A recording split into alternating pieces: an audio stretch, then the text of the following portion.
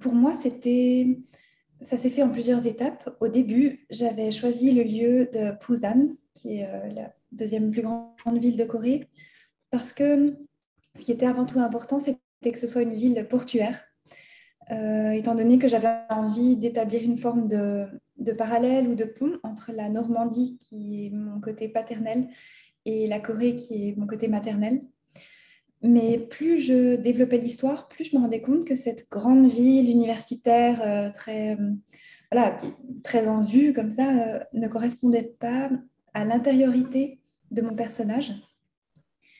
Et alors, je me suis rappelé un voyage que j'avais fait avec ma famille quelques années plus tôt. On était arrivé vraiment par hasard à Sokcho.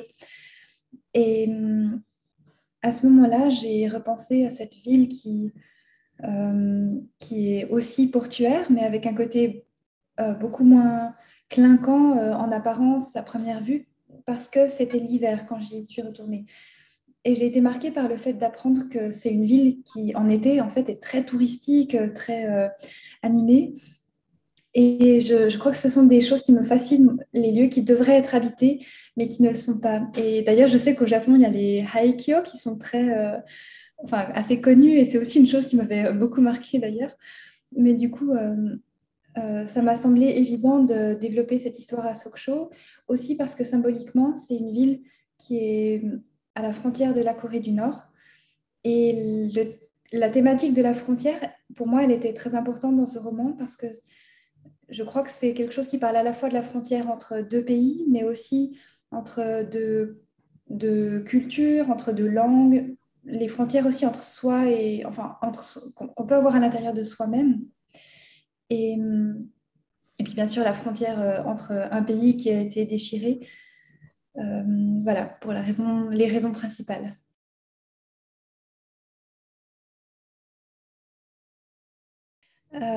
Alors c'est vrai que c'est un personnage qui ne m'est pas très sympathique à cause de ça. Euh, je crois que, alors effectivement, alors en fait, pour moi, ce roman, c'était une manière d'essayer de me prouver que j'étais capable de penser comme une, entre guillemets, vraie coréenne, quelqu'un qui aurait vraiment voilà, grandi là-bas et parce que j'avais besoin de me sentir très rattachée à ce pays, puisque en Europe, je me sentais toujours l'étrangère. Pour les Européens, j'étais l'asiatique, mais en Corée, j'étais l'occidentale. Donc, je me suis demandé ce qui me reliait le plus à ce pays. Et ça a été évident, pour moi, c'était la langue coréenne et la nourriture, parce que voilà, c'est ce dans quoi j'avais grandi jusqu'à ce moment. Et, et donc, j'ai pas vraiment choisi d'utiliser autant la nourriture, c'est vraiment venu instinctivement.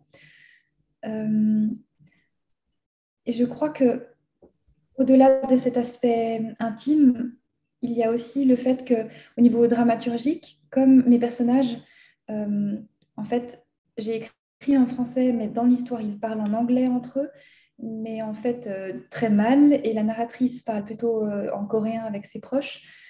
Il y avait déjà une distance aussi par rapport à la langue, et j'avais besoin de montrer la psychologie des personnages à travers des actions, à travers des choses significatives qui ne soient pas les mots. Et comme pour l'homme, c'est le dessin, je me suis dit que la cuisine, c'était un moyen très intéressant de pouvoir montrer comment le personnage se développe, puisque notre rapport à l'alimentation, il dit beaucoup, je crois, de nous, d'une culture. Et, et le fait que Kéran refuse, c'était aussi une manière de montrer le gouffre culturel, puisqu'en Occident, c'est pas très bien vu de refuser de la nourriture, mais c'est moins considéré comme un tel affront qu'en Extrême-Orient, où là, c'est vraiment un don de soi, un acte social avec des codes extrêmement forts, en fait, et auxquels moi, je suis très sensible, puisque j'ai grandi là-dedans.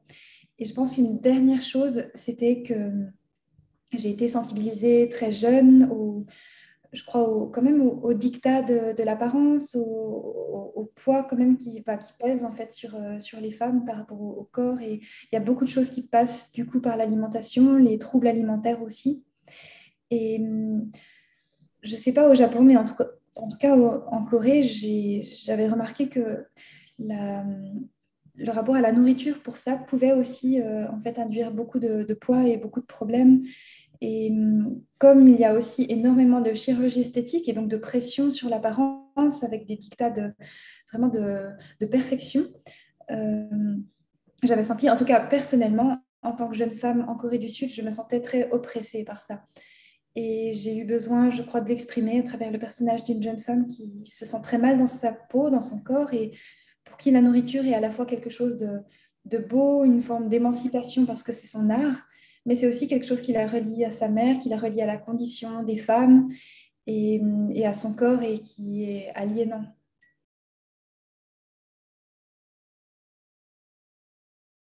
Ce qui est certain, c'est que je ne me serais jamais permise de porter un jugement ou de mettre en scène des situations aussi violentes sans que je l'ai vraiment perçue très physiquement de moi-même.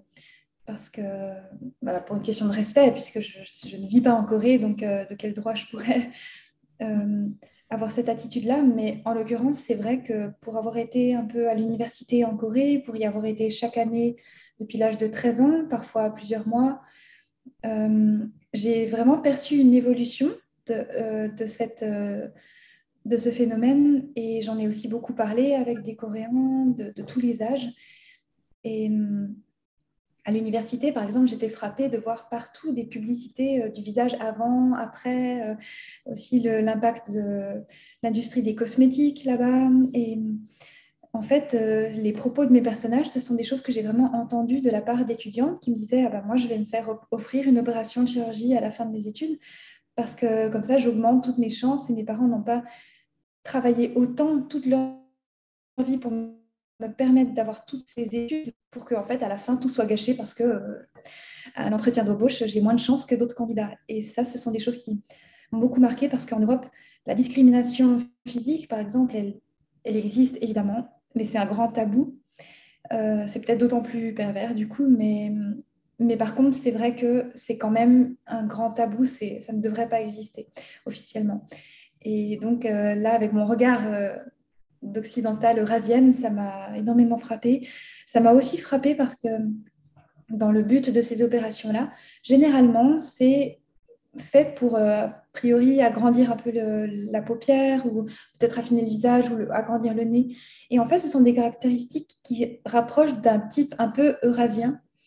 Et pour moi, en tant qu'eurasienne biologique, ça m'a aussi marqué parce que en Corée, parfois on me disait à mes sœurs, ah mais vous venez d'où, vous êtes jolie ou comme ça, et ça m'est même arrivé qu'on me demande qui est votre chirurgien en fait. Et quand je disais que j'étais française et coréenne, là parfois il y avait une forme de rejet en fait, comme si c'était moins, aussi tout d'un coup c'était pas vraiment bien en fait que je sois eurasienne, que je n'étais pas 100% coréenne.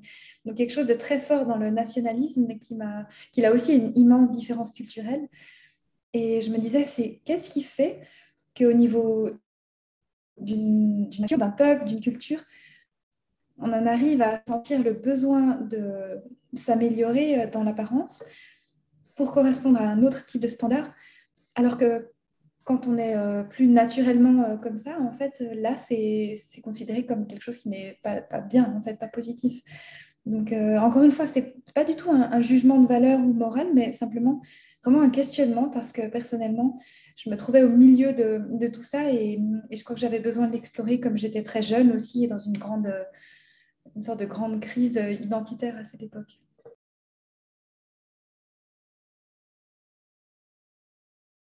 Alors, c'est quelque chose que je n'ai pas vraiment décidé, ça s'est imposé, simplement parce que Vera Sokcho, c'est mon premier roman que j'ai écrit effectivement à partir de 17 ans jusqu'à environ 21 ans.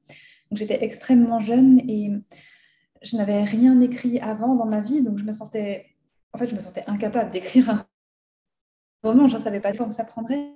Et j'avais besoin d'exprimer des choses très personnelles, mais la forme autobiographique m'impressionnait trop aussi par rapport à mes proches. Et je crois que ce n'était pas la meilleure façon de me sentir la plus proche de moi-même, paradoxalement.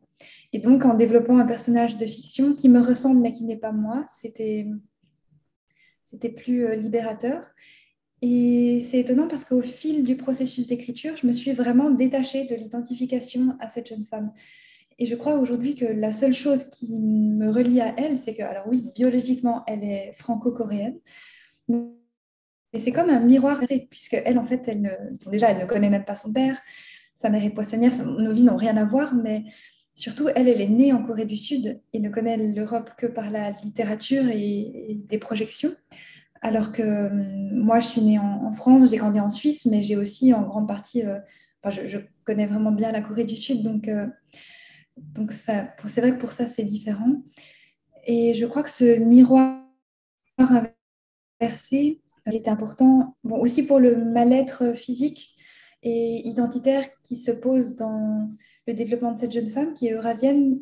Donc, quand on porte en soi deux cultures aussi différentes et plusieurs langues, et bon, ce qui est mon cas ensuite, puisque j'ai vraiment grandi dans encore plus de cultures que France et Corée, il y a encore la partie toute germanophone de la Suisse, euh, ça faisait que je me sentais toujours étrangère quelque part.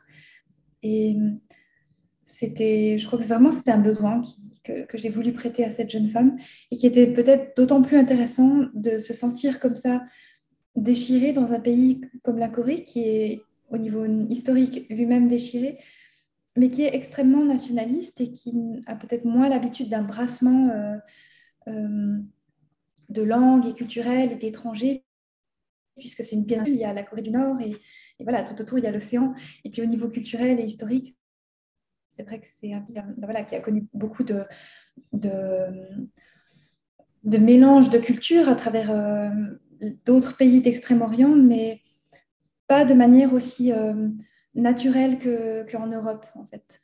Donc, je crois que c'était juste intéressant pour moi.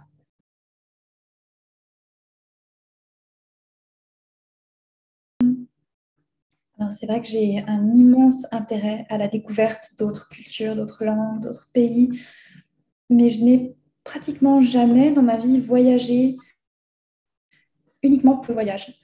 Alors que j'ai habité longtemps aux États-Unis, en Europe, dans plusieurs pays. J'ai été très souvent en Corée. Pendant presque 10 ans, j'ai été chaque année plusieurs semaines, voire plusieurs mois au Japon aussi. Et ça, en fait, c'était soit pour le travail ou alors pour accompagner la personne avec qui je vivais et alors pour aller voir ma famille. Donc, pour moi, c'est assez étonnant parce que finalement, j'ai pas vraiment l'impression d'avoir voyagé, même si objectivement, j'ai vraiment été rarement plus que quelques jours au même endroit. Vraiment, c'est vrai que finalement, j'ai toujours été beaucoup en chemin. Euh, et donc, la pandémie m'a tout d'un coup ramenée en Suisse et ça a été la première fois de ma vie que je passais autant de temps au même endroit. Euh, et aujourd'hui, je m'apprête à retourner en Corée du Sud parce qu'il y a l'adaptation au cinéma de Hibera Sokcho qui est en cours et je vais aller pour le tournage là dans 2 semaines. J'en suis très émue parce que ça fait du coup 5 ans que je ne suis pas retournée en Corée alors qu'avant j'y allais chaque année. Je pense que ça a beaucoup changé. J'ai vraiment très envie aussi de retourner au Japon parce que depuis mes 20 ans, j'y suis allée presque plusieurs mois par an. Et de nouveau, depuis 5 ans, je n'y suis pas retournée. Et c'est d'ailleurs un grand honneur pour moi d'être traduite dans cette langue-là, d'un pays qui m'est très cher aussi. Et au-delà de ça, euh, j'aurais aimé pouvoir découvrir plus la Russie de l'Est, l'Europe de l'Est. Maintenant, c'est pas possible à cause de la guerre, malheureusement. Mais j'avais traversé le continent eurasiatique en train pour mon dernier roman qui s'appelle Vladivostok Circus. Et c'était aussi dans une démarche, je crois, finalement, de continuer d'écrire, mais en me rapprochant petit à petit de l'Europe. Et c'est intéressant parce que hier, précisément, j'ai terminé mon quatrième roman qui se passe en France. Donc, c'est vraiment un grand changement pour moi.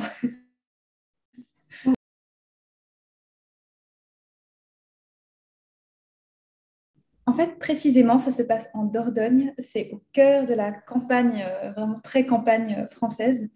Et c'est là où je suis née, en fait. Mais je n'ai jamais vécu là. Donc, ça faisait plus de 20 ans que je n'étais pas retournée. Et un jour, j'ai été invitée à un festival pour faire la promotion de mes livres. Et j'ai réalisé que c'était ma terre natale et je suis en fait profondément reliée à cet endroit du monde alors que à part ma naissance, je n'ai aucun lien avec ça. Et j'ai eu vraiment besoin d'y retourner. Donc cette année, j'y ai passé plusieurs mois pour écrire mon roman qui, en fait, mon quatrième roman devait se passer à New York. J'avais vécu plus de 6 mois là-bas et c'était une évidence pour moi de parler de cette expérience très forte aussi.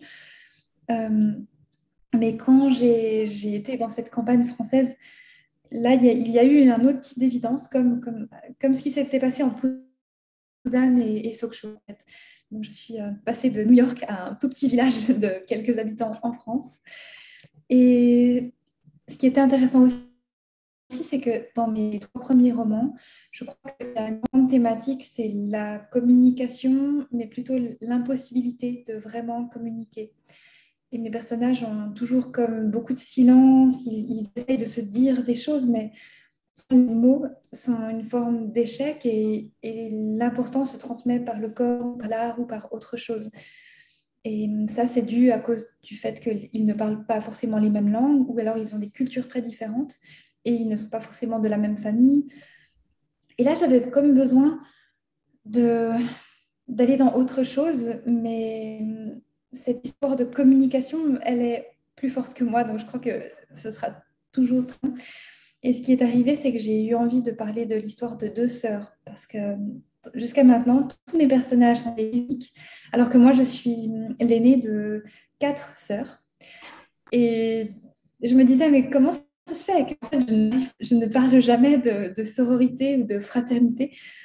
Et je crois que c'est parce que c'est quelque chose qui, du coup, est tellement présent, tellement complexe dans ma propre vie que si j'en parlais, il fallait que ce soit un thème en soi. Et donc là, j'ai développé l'histoire de 2 sœurs qui se retrouvent dans la campagne française après 15 ans. Elles ne se sont pas vues pendant 15 ans. L'aînée est scénariste et elle vit à New York. Et la petite sœur, elle est restée en France. Et en fait, ce qui se passe, c'est que la petite ne parle pas. Donc, elle est aphasique. Et l'aînée a toujours parlé à la place de sa sœur quand elles étaient petites. Elles étaient fusionnelles, mais évidemment, cette situation a créé énormément de malentendus. Alors, à la fois des choses très belles, mais aussi des douleurs, des rancœurs, puisque, en fait, est-ce que la petite était vraiment entendue et vice-versa? Et c'est une histoire qui se passe sur 9 jours. Elles doivent vider leur maison d'enfance parce que le père est mort. Et j'explore ce qui se passe pendant ces retrouvailles. J'avais vraiment envie, je crois, cette fois, de développer des personnages qui parlent la même langue a priori, qui n'ont pas de différence a priori culturelle et qui sont vraiment liés par le sang. Mais c'est intéressant parce que finalement, enfin pour moi en tant qu'auteur, parce que je vois que dans le processus, en fait, euh, l'impossibilité de vraiment de communiquer, elle passe par le fait que du coup, un des personnages ne parle carrément pas. Donc, c'était aussi un défi en tant qu'écrivaine, comment faire parler un personnage qui ne parle pas.